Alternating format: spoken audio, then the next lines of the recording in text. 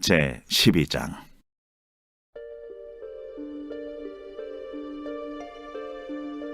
여호와께서 모세에게 말씀하여 이르시되, 이스라엘 자손에게 말하여 이르라.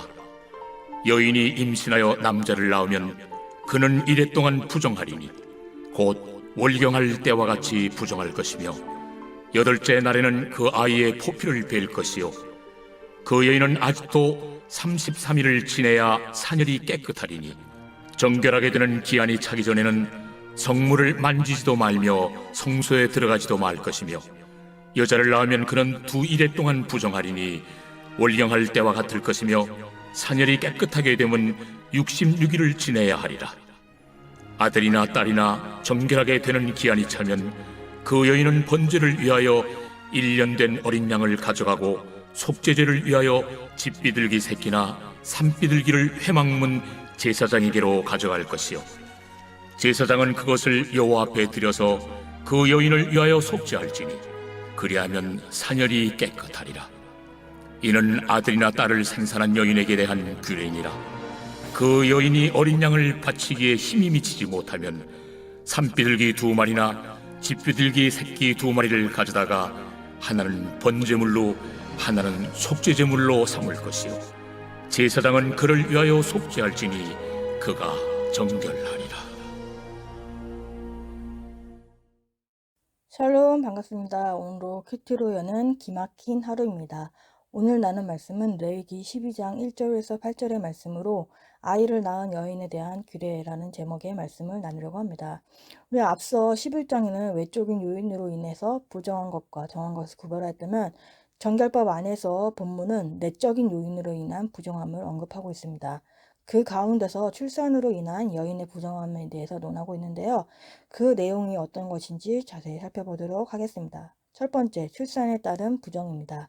2절에는 이스라엘 자손에게 말하여 이르라. 여인이 임신하여 남자를 낳으면 그는 이레 동안 부정하리니 곧 월경할 때와 같이 부정할 것이며 라고 합니다.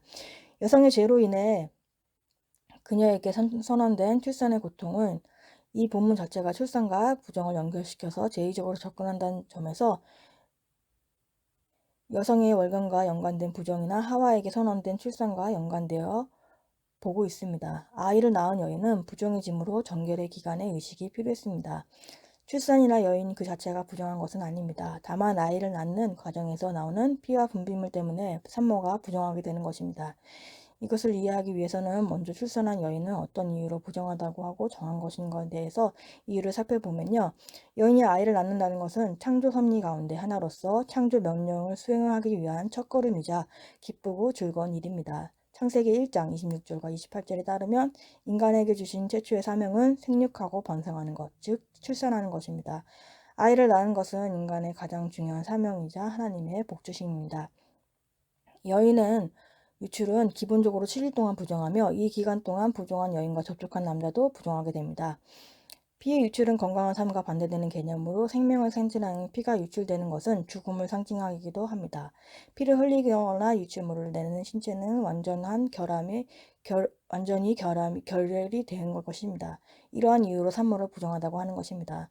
산모와 연관된 부정과 정함을 오늘날을 표현해 보면 면역성과 간염성으로 볼 수 있습니다. 출산 직후 몸의 기능이 약해져 감염의 우려가 크기에 일정 기간 산모를 보호하고 할 필요가 있습니다. 그러므로 산모에 대한 불결 혹은 부정 선언은 그를 보호하고 피난처를 제공하기 위한 배려의 일환입니다. 생명이 피에 있으므로 피는 죄를 속합니다. 생명을 유지하고 하나님께만 온전히 드려야 할 피가 타락의 결과로 유출되는 것이 부정한 것입니다. 가장 값진 것이라도 그것이 자기 자리에 있지 않으면 부정해집니다. 하나님이 우리에게 주신 소중하고 값진 것은 하나님의 뜻대로 사용되어야 합니다. 적용 질문으로는 나는 하나님이 내게 주신 소중하고 값진 것들을 하나님이 뜻하신 용도대로 사용하고 있습니까? 두 번째, 정결하게 되는 기간이 있습니다. 4절과 5절, 그 여인은 아직도 33일을 지내야 사녀리 깨끗하리니 정결하게 되는 기한이 차기 전에 성물을 만지지도 말며 성소에 들어가지도 말 것이며, 여자를 낳으면 그는 2일에 동안 부정하게 되리니 월경할 때와 같을 것이며, 사녀리 깨끗하게 되면 66일을 지내야 하리라. 먼저 출산으로 인한 부정함을 설명하고 그것을 해결하는 방법을 제시합니다. 여인이 남자아이를 낳으면 7일 동안 부정하게 됩니다. 그리고 33일이 지나야 완전히 정결하게 됩니다. 반면 여자아이를 낳으면 14일 동안 부정하게 되고 66일이 지나야 정결하게 됩니다. 산모가 출혈 후 산혈이 정결하게 되는 기간을 마친 후에야 성소에 들어갈 수 있다는 것은 하나님과 교제하기 위해서는 무엇보다 정결해야 함을 말해줍니다. 또한 이스라엘 백성 가운데서는 여성도 성소에서 하나님께 예배드릴 권리와 의무가 있음을 보여줍니다. 신약 시대에도 이것이 더욱 분명해지는데요. 하나님께 예배하는 것에는 남녀가 차이가 없습니다. 그리스도 안에서 남자와 여자 모두 하나이며 차별이 없습니다. 여자들도 그리스도를 통해 정결하게 되고 거룩하게 되어 하나님과 교제할 수 있습니다. 큐티인 설명에 보면요. 다른 사람을 만져도 그를 부정하게 하지 않으며 여인은 자신은 여전히 부정하고 기한이 차기 전에는 성물을 만지거나 성소에 들어가지 못합니다. 정결하게 되는 기간이 차야 산혈이 깨끗하고 온전한 회개를 하려면 험악한 세월의 때가 차야 된다고 합니다. 창세기 47장 9절에 야곱이 바로에게 아뢰되 내 나그네 길의 세월이 130년이다. 내 나이가 얼마 못되니 우리 조상의 나그네의 길에 연주에 미치지 못하나 험악한 세월을 보냈나이다 라고 합니다. 온전한 회개를 하려면 험악한 때가 차야 한다고 합니다. 오늘 본문을 보면서 무엇을 묵상해야 하는지 생각해 봤습니다. 아직 결혼도 안 했고 출산은 더더욱 안 했는데 오늘 본문이 왜 저에게 왔는지 무엇을 생각해야 되는지 생각해 봤습니다. 그래서 묵상을 하기를 저를 태어나게 하신 부모님의 헌신과 회개에 감사하며 생각지도 않게 오늘 말씀을 보며 부모님께 감사함을 가졌습니다. 그래서 제 이야기를 나누려고 합니다. 저의 출산할 때에 일어나는 일을 이야기를 합니다. 어머니께서 저를 가졌을 때는 산모와 아이가 위험하다는 이야기를 하면서 지워야 한다는 이야기를 이제 병원에서 들었다고 합니다. 그렇게 듣고 집에 왔을 때 그날 밤 갑자기 이모가 찾아오셨다고 합니다. 이모는 이제 사모님이신데요. 이모가 오니까 어머니께서 자초지종을 설명하면서 이야기를 했다고 합니다. 그랬더니 이모께서 하나님이 낳게 하면 낳을 수 있다고 이야기를 해주셨다고 합니다. 그리하여 어머님은 다시 이제 저를 낳고자 하는 마음을 가지고 기도하고 교회에 중보를 부탁을 하였습니다. 근데 병원에서는 의사가 두 분인데 한 분은 못 낳는다고 하고 다른 한 분은 낳는다고 하였다고 합니다. 그래서 그 낳는다고 하는 분이 없으면은 이제 못 낳는다는 분이 계속 이제 어머니한테 뭐라고 한 것입니다.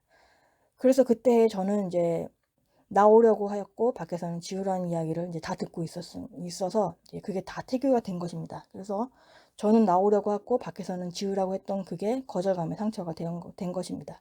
이것을 어머니께서는 이제 상담을 받고서야 저의 거절감의 상처와 불안이 어디서 왔는지를 알게 된 것입니다. 그래도 이제 기독교인 의사를 만나서 제가 이제 기계로 태어났습니다. 기계로 잘 나와서 이제 상처나 흉터가 없이 태어나게 된 것입니다. 이 뱃속에서의 거절감의 상처로 인해 저에게는 이제 불안이 와서 6살까지는 엄마와 아빠 외에는 아무한테도 안 가면서 낯을 가리기 시작했습니다.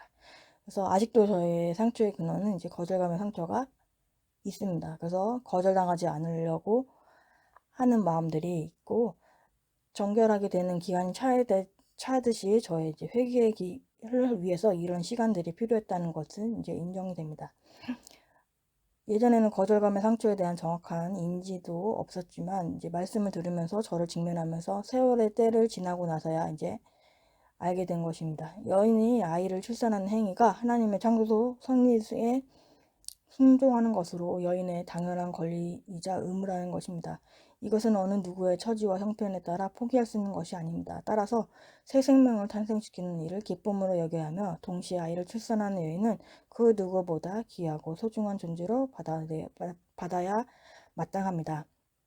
정결하게 되는 기한이 차야 산혈이 깨끗해지듯이 온전한 회개를 하려면 험악한 세월의 때가 차야 합니다. 온전한 회개를 하여서 정결하게 되는 기한이 차기를 바랍니다. 적용 질문은 정결하게 되기까지 오랜 기간을 기다린 산모들처럼 내가 오래 참고 기다리며 기도해야 할 일은 무엇인가요? 세 번째, 번제와 속죄제를 드려야 합니다. 6절과 7절 아들이나 딸이나 정결하게 되는 기간이 차면 그 여인은 번제를 위하여 1년 된 어린 양을 가지고 속죄제를 위하여 지풀들기 새끼나 산패줄기를 회막문에 제사장에게로 가져갈 것이요 제사장은 그것을 여호와 앞에 들여서 그 여인을 위하여 속죄할지니 그리하면 사ner이 깨끗하리라. 이는 아들이나 딸을 생산한 여인에게 대한 규례니라. 큐티인의 설명에는 아들을 낳은 여인이 정결하게 되는 기간은 40일, 딸을 낳은 여인의 기한은 그 2배입니다.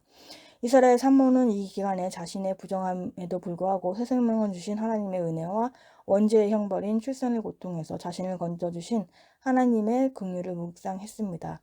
기간이 차면 그 여인은 번제와 속죄제를 드리러 제사장에게 나아가 속죄함을 받고 정결하게 된다고 합니다. 사녀를 깨끗하게 된 산모는 번제와 속죄제를 드려야 되는데요. 아이를 낳은 여인은 정결한 기간이 끝나면 먼저 번제와 속죄제를 드렸습니다. 번제는 제물의 모든 것을 태워서 하나님께 드리는 헌신의 제사이고 속죄제는 죄를 지은 사람이 하나님께 용서를 구하는 마음으로 드리는 회개의 제사입니다. 번제와 속죄제를 드리는 것인지 번제를 바치는 것은 제 용서함을 확인하고 자녀를 주신 은혜에 감사하며 자기 자신을 새롭게 하나님께 바치는 다짐이라고 할 수 있습니다. 속죄제물은 사ner이 깨끗해지기까지 성소의 제단을 오염시킨 것을 회복시키려는 의도가 담겨 있다고 생각할 수 있습니다. 다른 한편으로는 번제로서 신앙 고백, 공동체로 복귀함을 하나님께 고백한다고 말할 수 있고 번제는 늘 예배의 시작을 상징하기 때문입니다. 그리고 속죄제는 사ner이 깨끗해질 때까지 남겼을 부정을 제거하겠다는 것입니다. 여자가 제물을 가져오면 그때부터 단지 일시적으로 공동체 예배나 일생에서 참여하는 것을 제한했던 자연스러운 부정하로부터 깨끗해지는 것입니다. 이것을 연결해서 신약 성경에서도 예수를 낳은 후 마리아가 행한 비슷한 정결을 볼 수 있습니다. 예수께서 할례받으신 후 마리아와 요셉은 예루살렘으로 그를 데리고 가서 레위기 12장 8절에 규정한 희생제물을 드렸습니다. 누가복음 2장 21절과 24절에 주의 율법의 말씀대로 산비둘기 한 쌍과 혹은 어린 집비둘기 둘로 제사하려 함이르더라 라고 말합니다. 주의 율법을 따라 모든 일을 마치고 마리아, 요셉 그리고 예수는 나사렛으로 돌아가 그들의 일상의 활동을 다시 시작하게 되었습니다. 임신으로 정상적인 제사를 드릴 수 없던 여인은 속죄제를 통해 이제 하나님 앞에서 제사를 드리는 생활을 본격적으로 시작하는 것입니다. 여인의 속죄제와 번제로 인한 대신함이 완전히 정상적 생활로의 복귀를 의미합니다. 아이를 낳은 여인은 자녀를 믿음 안에서 온전히 양육하기를 다짐하는 마음으로 번제를 드리고 죄인인 자신에게도 아이를 허락하신 하나님께 감사하며 자기 죄를 회개하는 마음으로 속죄제를 드렸다고 합니다. 자녀를 보고 자기 죄를 회개하며 믿음의 자녀로 양육하기를 힘쓰며 자녀가 아닌 하나님께 헌신하는 것이 부모의 번제와 속죄제입니다. 이처럼 부모의 헌신으로 태어난 우리는 같은 마음으로 품고 영적 자녀를 낳고자 전도에 힘을 써야 됩니다.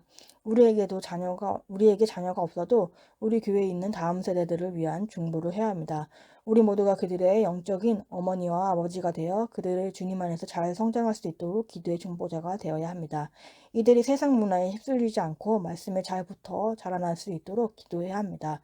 적용 질문은 나의 영적, 육적 자녀를 보면서 내 죄를 보고 회개의 속죄제를 드립니까? 나 같은 죄인에게 자녀를 주신 하나님께 감사하며 자녀가 아닌 하나님께 헌신합니까? 5월 17일 보석선자입니다. 병을 고치기 위해 수술의 고통이 필요하듯이 진정한 회복을 위해서 상처와 수치가 드러나는 괴로움이 필요합니다. 기도하겠습니다. 하나님 아버지 감사합니다. 오늘도 말씀을 허락해 주심에 감사합니다.